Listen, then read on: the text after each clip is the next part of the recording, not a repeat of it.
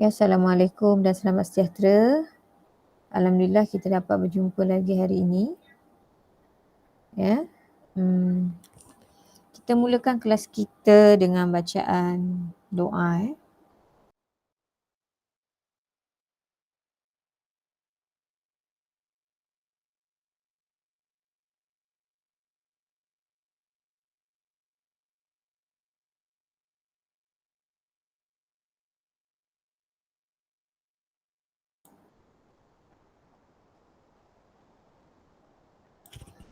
Okey, hari ini kita akan teruskan dalam bab yang sama.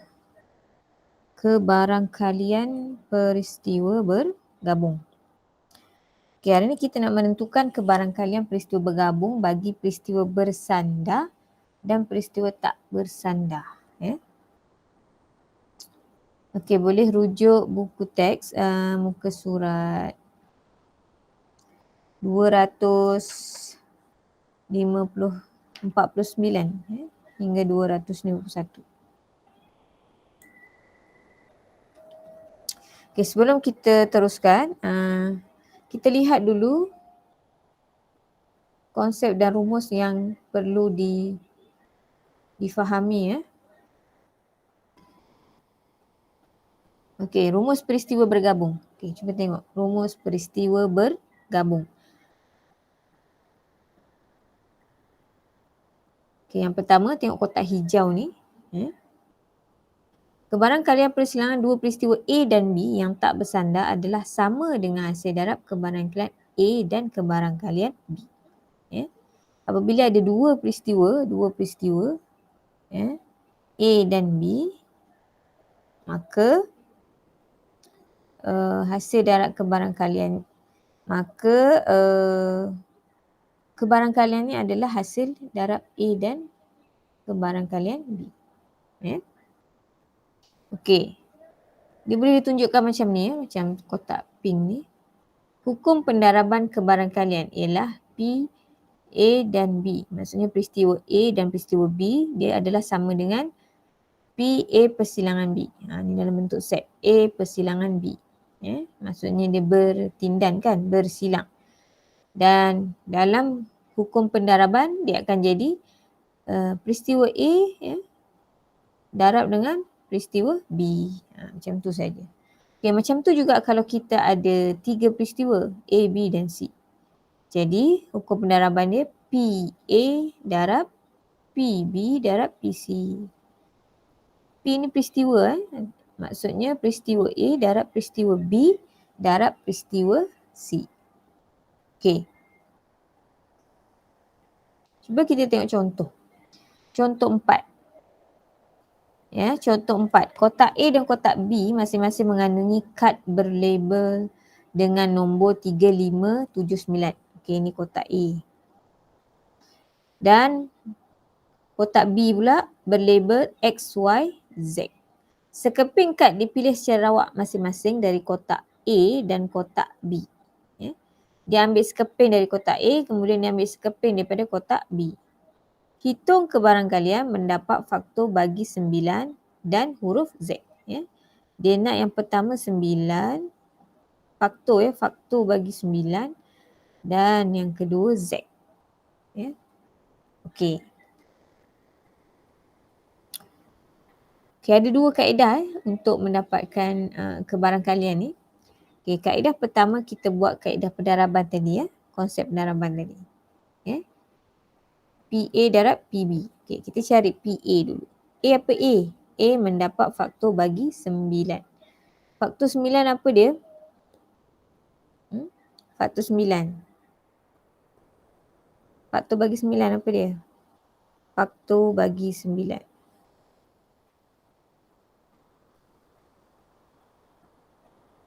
Berapa darab 9? 1 darab 9. Lagi? Ada lagi? 2 ada? Tak ada. 3? 3 darab 3, 9. Jadi faktornya berapa? Faktornya 1, 3 dan 9. Okey, jadi tengok dalam kotak ni yang mana ada? Yang ada apa? 3 dengan 9. Jadi ada berapa tu? 1, 2. Jadi peristiwa A kita dah dapat. Ya. Faktor bagi 9 kita dah dapat berapa? Kebarangkaliannya 2 per, okey, semua ni berapa dalam kotak A ni? 4. Okey, selesai. Sekarang, saya betulkan ni 9 ni, tak cantik. Okey, sekarang huruf Z. Kotak B ya. Huruf Z.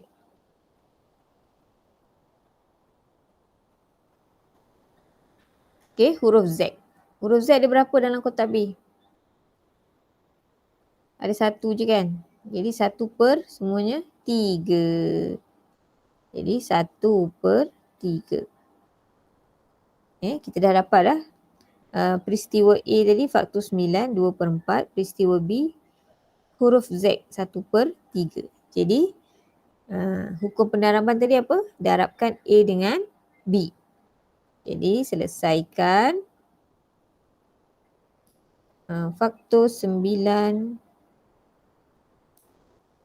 dan huruf Z. Okey, dapat 2 per 4 darab 1 per 3. Okey, cuba darabkan. Dapat berapa? 1 per 6. Okey, betul.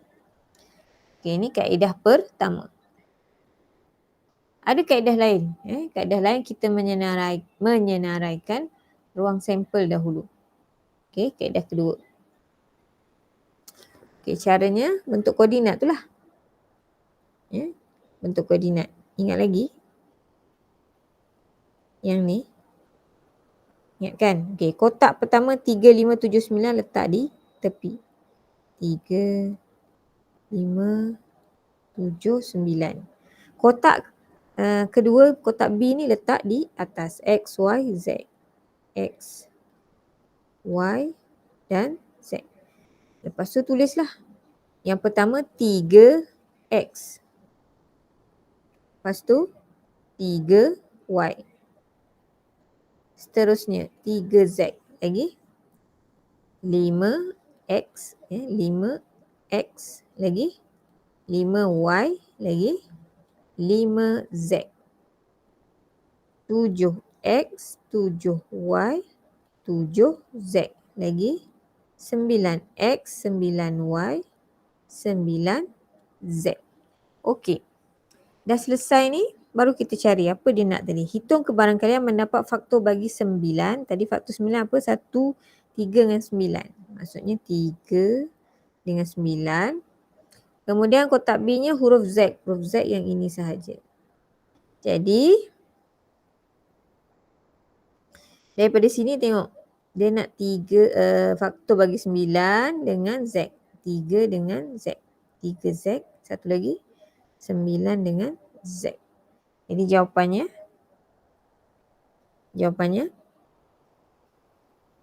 3Z. Satu lagi 9Z. Okey, ada berapa tu? 1, 2.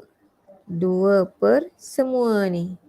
Berapa ni? 3, 6, 9, 12. Okey, kecil kan? Jadi dapat 1 per 6. Kita tengok jawapan sama tak? Tadi 1 per 6 ni pun 1 per 6. Jadi boleh pilih mana-mana jalan kerja. Ya? Mana yang senang? Ikutlah. Tapi kalau soalan tu dia minta senaraikan ruang sampel, kena tulislah ruang sampel ni. Okey. Kalau dia tak minta, boleh pilih. Kaedah mana kamu nak buat? Boleh? Okey, ni saya asingkan. Okey. Sekarang teruskan dengan contoh 5. Tengok contoh 5. Kalau tak faham boleh PM saya ya. Okey, contoh 5. Sebuah beg mengandungi 8 biji guli hijau dan sebiji guli merah. Okey, tengok ada berapa tu? 8 biji guli hijau, sebiji guli merah. 2 biji guli dipilih secara rawak. Okey, dia ambil 2 dari beg tersebut, 1 tanpa pemulangan. Ni tanpa pemulangan. Ni kes apa ni? Bersandar ke tak bersandar? Bersandar sebab tanpa pemulangan. Okey, warna guli dicatat. Soalan A, wakilkan situasi di atas dengan gambar rajah pokok. Dia suruh buat kaedah gambar rajah pokok. Kaedah gambar rajah pokok. Okey, sekarang ni dia ambil berapa biji guli? 2 biji guli 2. Maksudnya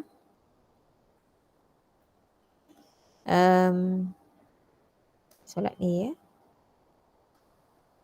yang ini guli yang pertama lah, yang laju pertama ni. Guli pertama, saya buat satu ni. Lepas tu laju kedua, guli kedua. Okey, warnanya apa? Hijau dengan merah. Jadi saya buat yang pertama, mungkin dia ambil hijau. Ke bawah sikit, tak sangat. Mungkin dia ambil hijau ataupun mungkin dia ambil merah. Okay, apa kebarangan dia ambil hijau? Yang pertama ni, hijau ada berapa? 8 kan? 8 biji guli hijau. Jadi 8 per semua guli ada berapa? Ini 8 tambah 1, 9 lah. Itu kebarangkalian kalau dia ambil hijau. Okay, apa pula kebarangkalian kalau dia ambil merah?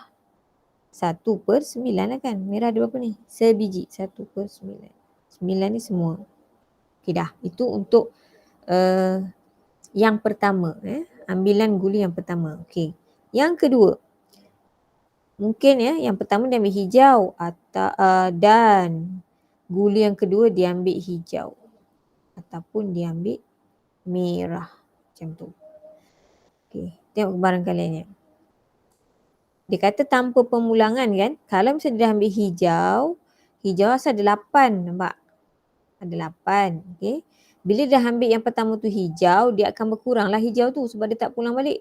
Hijau tinggal 7 per semuanya pun berkurang lah kan. 8. Sebab yang pertama dia ambil. Okay. Kalau lah dia ambil tu merah. Yang pertama tadi hijau. Merah masih ada lagi tak dalam tu? Bilangannya masih sama? Samalah kan. Jadi 1 per 8. Okey. Ataupun kalaulah yang pertama tu merah, yang kedua dia ambil hijau. Ataupun yang kedua dia ambil merah. Okey, berapa kebarangan kat sini? Kalaulah yang pertama tu dia ambil merah, yang kedua dia ambil hijau. Hijau masih ada lagi kan bilangannya? 8 lagi kan? Dia tetap 8. Tapi pernya pun 8. Okey, kalau dia ambil yang pertama merah, yang kedua mungkin tak dapat merah lagi. Merah ada berapa? Ada 1 je. Jadi tak mungkin. Tak mungkin. Sebab dia tak pulang kan? Okey, garisan ni saya tukar jadi garis lurus je lah. Saya tukar. Sebab tak ada merah. Hijau je lah kemungkinannya kan. Jadi sini 8 per 8. Okey, dah. Kesudahannya. Kita buat kesudahannya.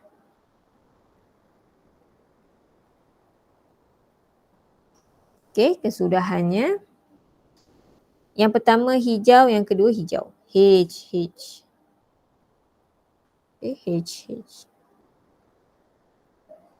Yang pertama hijau, yang kedua merah. Boleh buat dalam kurungan. Yang pertama merah, yang kedua hijau. Okey, itulah kesudahannya. Okey. Yang inilah dia gambar rajah pokok. Dia ada cabang-cabang macam ni kan. Gambar rajah pokok. Okey, selesai. Soalan B. Soalan B, hitung kebarangkalian mendapat guli kedua berwarna merah. Okey, soalan B Dia nak dapat guli yang kedua warna merah. Cuba tengok kesudahan yang ada ni. Yang mana keduanya merah? Ni je kan? Betul. HM kan? Betul? Okey. Jadi dia nak merah sahaja kan yang kedua. Ini pertama, ini kedua Ini guli pertama, ni guli kedua. Jadi kita pun ambil tengok pada gambar rajah pokok tadi. H-nya 8/9. Saya tulis dululah. HM. H-nya 8/9 darab. Dia HM kan. M-nya 1/8. Okey, selesaikan. Berapa dapat? Okey, betul. 1/9. Okey. Itu B yang pertama. Okey, kita tengok B yang kedua.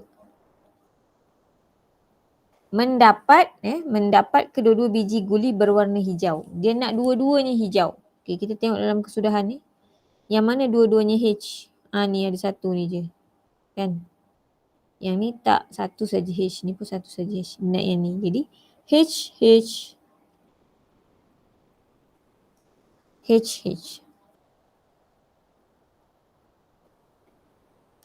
Okey. Ni kan H kan. Tengok kebarangkaliannya pada gambar rajah pokok ni. H yang pertama 8/9. Okey, yang ni pula H yang kedua 7/8. Okey, selesaikan. Cuba tekan kalkulator berapa? Dapat 7/9. Okey, betul. Okey, selesailah. Yang ini menggunakan gambar rajah pokok. Okey. Boleh? Faham? Okey. Kalau ada soalan boleh PM saya. Contoh mana yang tak faham Okey. Latihan hari ini. Praktiskan diri 9.2C. Tengok 9.2C. Nombor 1 dan 2. Ini muka surat berapa ni? 252. 252. Nombor 1 dan 2. Okey, nombor 1 ni dia ada dua kotak. Kotak K, kotak L. Jadi kamu boleh guna koordinat tu lagi senang lah. Kemudian dia minta apa? Huruf vokal dan nombor genap. Samalah macam contoh yang keempat tadi kan. Contoh 4 tadi. Okay, yang kedua ni berkenaan dengan apa? Sebiji dadu adil yang mempunyai 4 muka dilabel dengan 1, 2, 3, 4. Okey, dadunya ada 4 saja nombor. 1, 2, 3, 4. Dadu tu dilambung 2 kali. Okey, lambung 2 kali dan nombor yang berada di muka bawah dicatat. Dengan menyenaraikan semua kesudahan mungkin. Jadi kena senaraikan dulu kesudahan tu. Bolehlah guna kaedah koordinat tu. Hitung kebarangkalian mendapat kedua-dua nombor ganjil. Lepas tu carilah yang dua-duanya ganjil dan kira. Boleh? Kalau kamu, tapi yang ni nak senaraikan kan. Jadi kena senaraikan dulu. Barulah cari kebarangkalian. Okey? Ada masa lagi. Boleh selesaikan latihan ni. Lepas tu hantar dalam link yang saya sediakan. Okey. Sampai di sini saja untuk hari ni. Terima kasih semua. Assalamualaikum. Terima kasih kerana menonton.